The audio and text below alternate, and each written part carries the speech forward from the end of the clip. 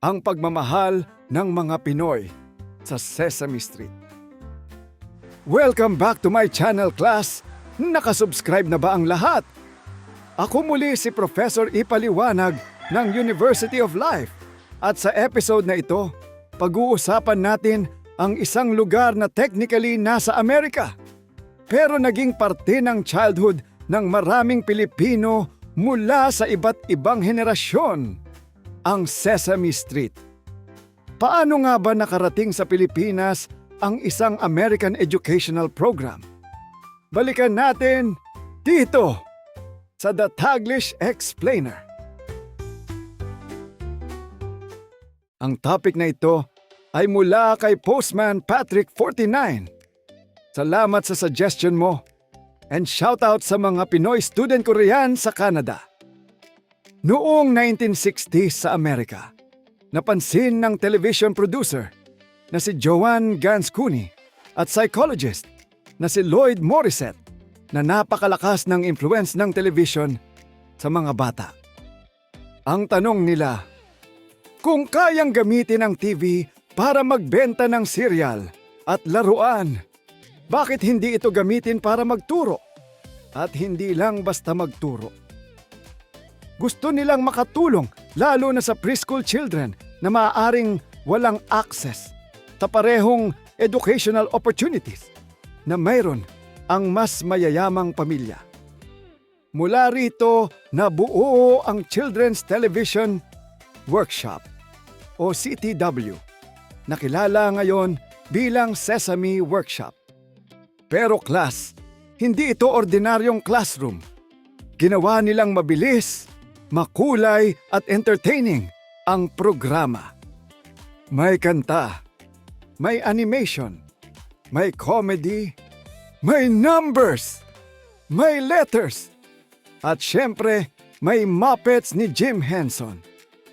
Dito nakilala sina Big Bird, Oscar the Grouch, Bert, Ernie, Cookie Monster, at eventually marami pang characters tulad ni Elmo. At hindi lamang ABC ang itinuturo ng Sesame Street. Kasama sa kurikulum nito ang relationships, emotions, cooperation, differences between people, at iba't ibang challenges na maaaring maranasan ng isang bata. Nang pumanaw ang aktor na si Will Lee noong 1980s, hindi basta pinalitan ang karakter na si Mr. Hooper o sinabing lumipat siya ng tirahan. Ipinaliwanag ng mga adult characters kay Big Bird na namatay si Mr. Hooper at hindi na siya babalik. I'm gonna miss you, Mr. Looper. That's Hooper, Big Bird.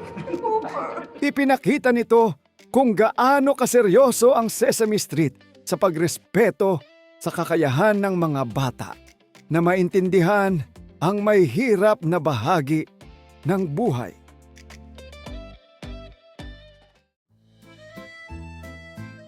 At habang sumisikat ito sa Amerika, nagsimula ring makarating ang Sesame Street sa iba't ibang bansa. Kasama rito ang Pilipinas, kung saan naging pamilyar sa maraming batang Pilipino ang programa.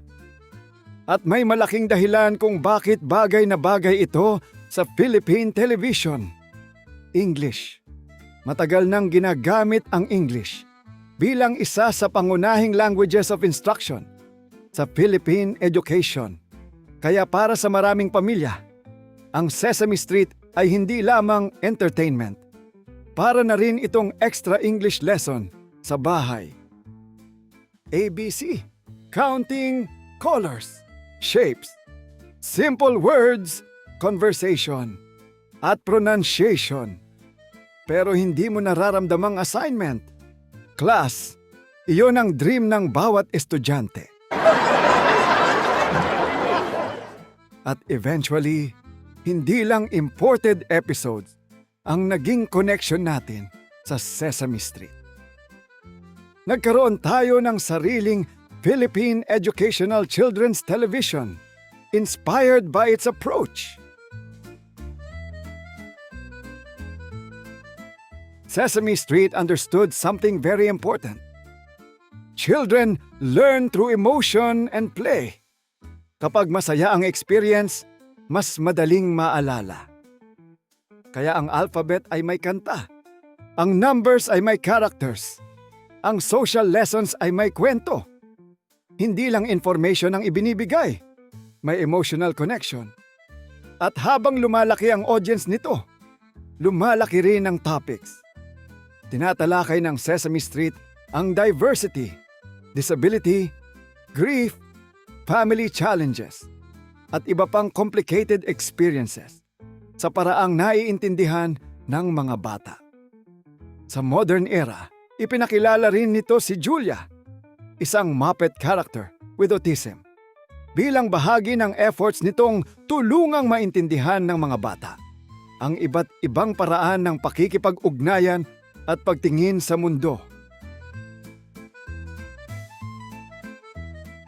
At patuloy ding nagbago ang paraan natin ng panunood. Noon, hihintayin mong umere sa television. Kapag na-miss mo na. Walang replay button, walang streaming, walang watch later. Ngayon, clips, songs at educational materials ng Sesame Street ay available na sa digital platforms.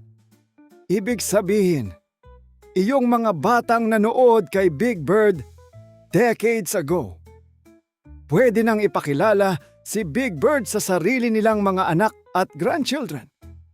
At marahil ito ang pinakamagandang sukatan ng impact ng Sesame Street sa Pilipinas. Hindi man ito ipinanganak dito. Naging bahagi ito ng childhood memories ng maraming Pinoy. Recap! Nagsimula ang Sesame Street sa United States bilang isang experiment kung pwedeng pagsamahin ang television, entertainment at serious educational research upang tulungan ang preschool children. Kumalat ito sa buong mundo at nakarating sa Pilipinas at naging inspirasyon pa ng isang local show. Ako si Professor Ipaliwanag ng University of Life. Nagpapaalala na kung natuto kang mag-ABC dahil sa Sesame Street, official student ka rin ng University of Big Bird.